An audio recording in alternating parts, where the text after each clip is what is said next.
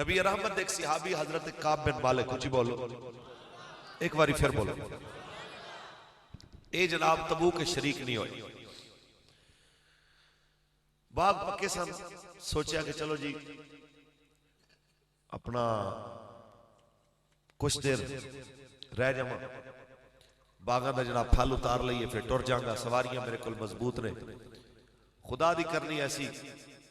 سرکار تشریف لے گئے، بعد اندر کم رہندا رہ ہی جاندے، جدو حضور واپس تشریف لے آئے نا جنگ تو اتے پوچھیا بھی حضور نے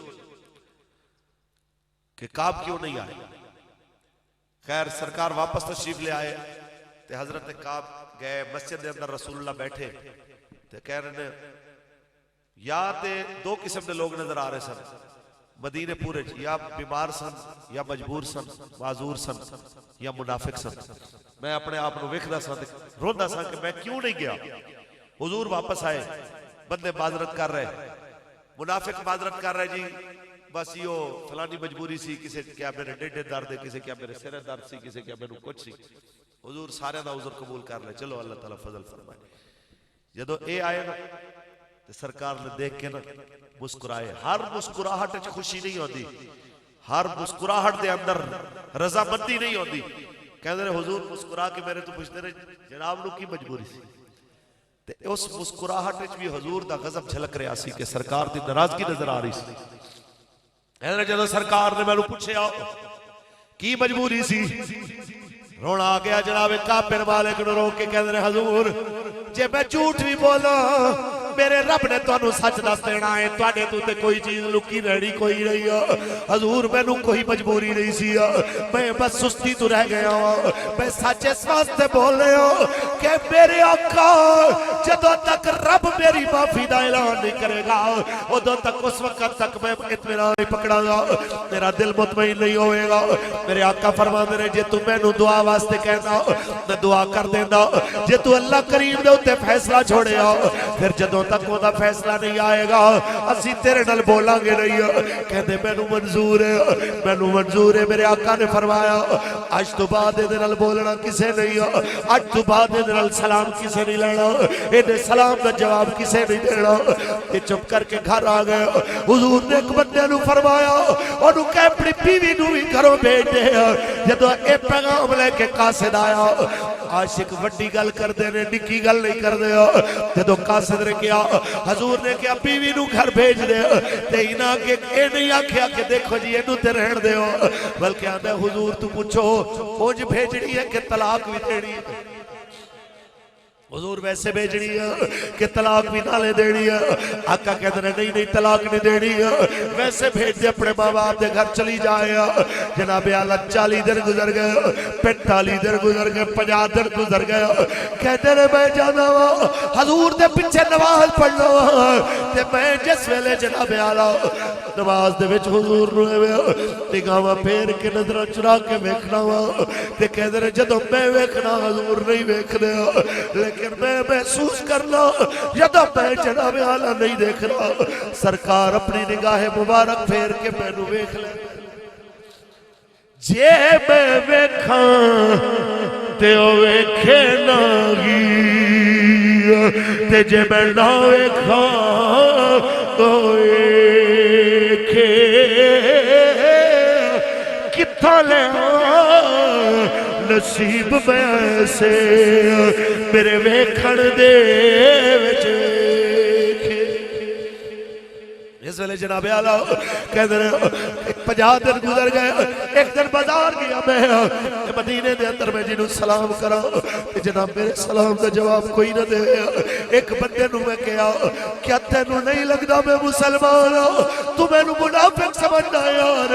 میرے سلام دا جواب دے دے، کیا تینوں نہیں پتا میں مسلمان ہوں؟ اگوں نے جواب دیتا میں نو نہیں پتا، جدو اے لفظ آکھیا میں نو کی پتا، میں نو نہیں پتا، تے کہتے ہیں دل تے پہاڑ کمانا ٹوٹ گیا، حتیٰ کہ ایک بندہ آواز تیرے آئے کعب کتھے ملے گا، کعب کتھے ملے گا،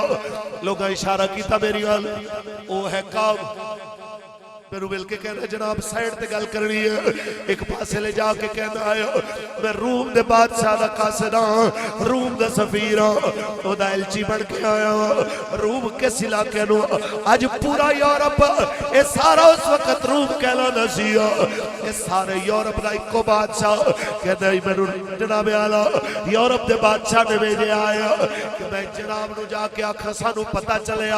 کہ تیرے نبی نے تیرے نال بول چال بن کیتی ہے تے تو اے نکار اگر ساڑھے بادشاہ کلاوے اسا تینو حکومت دینے ادھی فوج بھی دینے ادھیا کنیزہ تے ادھی دولت بھی دینے سانو دس کے کیڑے رستے تو مدینے تے حملہ کر کے تے تیرے نبی اور انہاں دے ساتھیاں تے ہوتے کامیاب حملہ کیتا جا سکتا ہے. جدو ایک گل نے کی تھی آپ نے انہاں گریبان نپ لیا. آپ کہتے ہیں جے میرے مصطفیٰ نے منع نہ کیتا نا کہ سفیر نو مارنا میں تیری گردن اتار دینا میں بھاوے مر جاواں تے بھاوے حضور میرا جنازہ نہ پڑھن بھاوے مینوں مسلماناں دے قبرستان دے دفن نہ کرن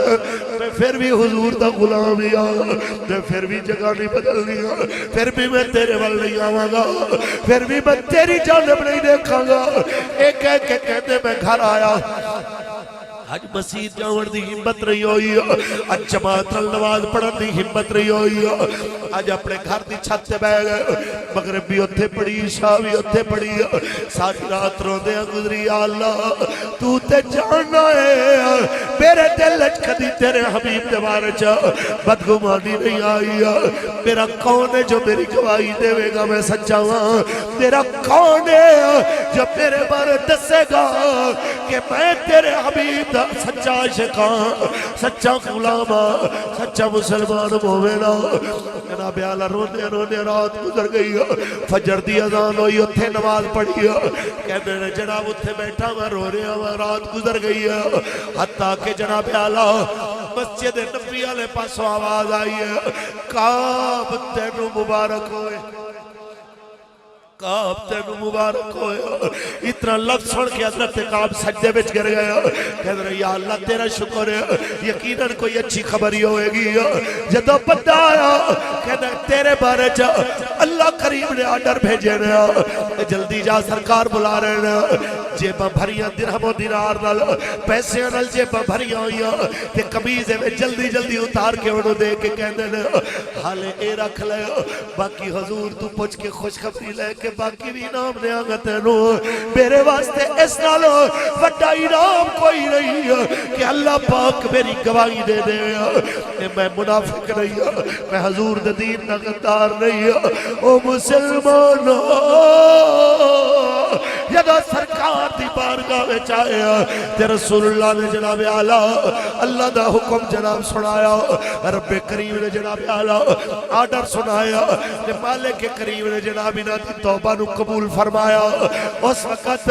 حضرت کعب کہتے ہیں حضور یہ باغ جس باغ نے میں نو تواڈے تو دور کیتا میں نو 50 دن جناب اس مصیبت تو دو چار کیتا میں نو دی لوڑ نہیں ہے تسی رکھو یہ میں اسلام نو دیتا. میرے آقا فرماندے نے سارا نہ دے کچھ اپنی اولاد واسطے بھی رکھ کچھ بولو اپنی اولاد رو بکھا نہ چھوڑ کہنے حضور پھر کتنا چھوڑا میرے آقا نے فرمایا کچھ رکھ لے کچھ دے دے کہنے ادھا پھر اولاد واسطے رکھ لینا ادھا تسی رکھ